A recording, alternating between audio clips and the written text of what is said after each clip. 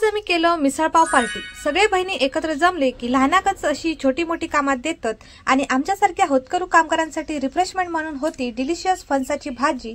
छोट्या कामगारांनी बनवला फणसाच्या भाजीचा सँडविच। मी पण मग व्हॉइस पोटाक आधार लावलंय।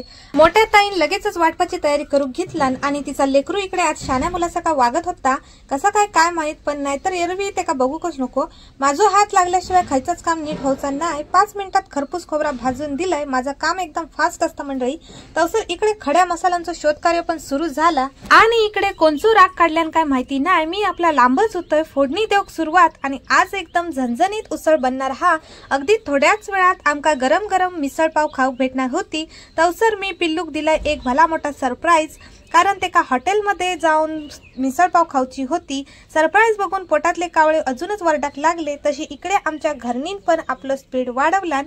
शेंगदाणे चणे मस्तपैकी कुकर मध्ये उकडून बाहेर इले आणि त्याचं घमघमाट घरभर पसरलो मंडळी। आहा, आयुष्यात काय काय गोष्टी मंडळी आपण मागून पण मिळत नाहीत, तेव्हा आपल्याला ते स्वतःच मिळवूचे लागतात आणि वेळेत मिळवूचे लागतात। उशीर केलो की ती वस्तू पण आपल्या हातातून निसटता।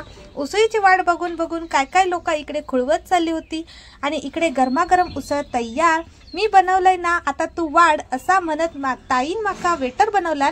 पटापट सगळ्यांका वाढूक घेतलंय आणि माझ्यातला ह्या एक नवीन स्किल माका समजला।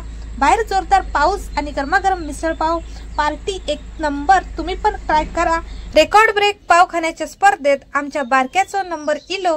बारक्यानं आमचा सगळ्यांचा रेकॉर्ड मोडला। किती पाव खाला ते विचारू नकास मंडळी। व्हिडिओ आवडलो असेल तर प्लीज लाईक शेअर सबस्क्राईब करा। भेटूया नेक्स्ट व्लॉग मध्ये। बाय।